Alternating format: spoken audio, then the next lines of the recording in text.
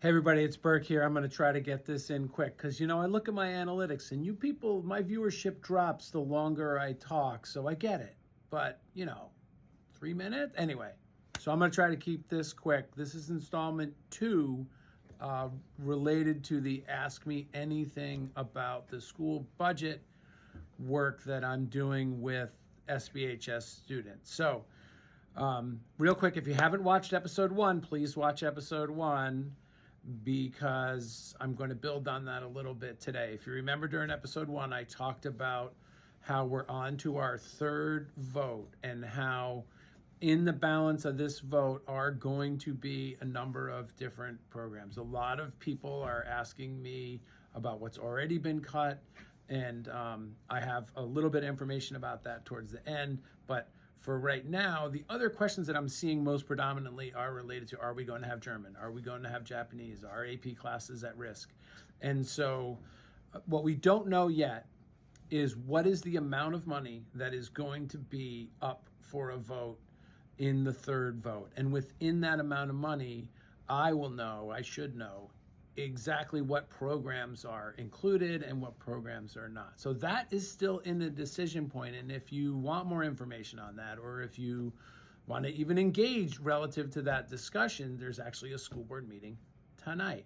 And I put the link in the bio to how you can find out more information about that school board meeting, including you can log in on Zoom from your kitchen, COVID style, or you can attend the meeting, which takes place across the street from the high school. It starts at 6 o'clock. It's a special meeting of the school board about moving to our third vote. So that's building on the last video. Now, in terms of what's at risk, so we have to I'm continuing to make recommendations in terms of what should be included, and ultimately those recommendations are going to be acted upon by way of a dollar number. So we'll see how that goes, but that vote still needs to pass, and that's an important thing that I mentioned the last time. We can talk all we want, but without an approved budget, we will not 100% know exactly what our academic and co-curricular program looks like.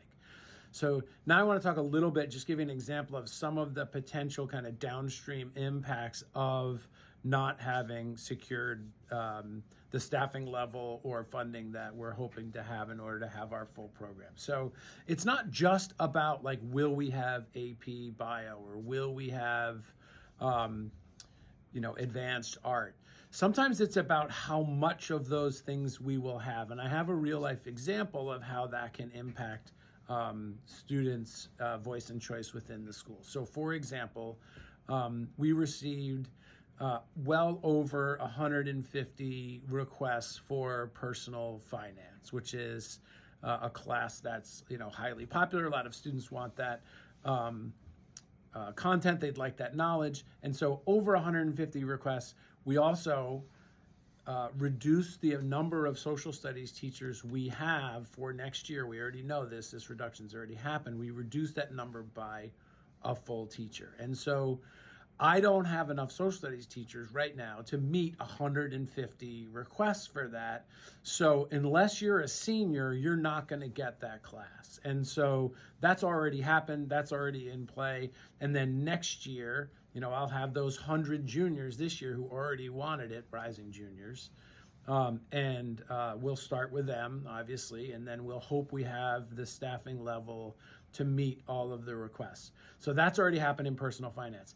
If we have to make further reductions within staffing, it might not be that we eliminate AP Bio or AP Physics completely, but it might be that if we have 45 people who want AP Physics and I can only run one class because that's all I have the teachers for, well then not all 40 people are going to get it. And so that's what's already happened in personal finance. And if we, without secure staffing levels, that could continue to happen across the program. So it's not always as cut and dry as like, we're just going to not have AP Physics or we're just going to not have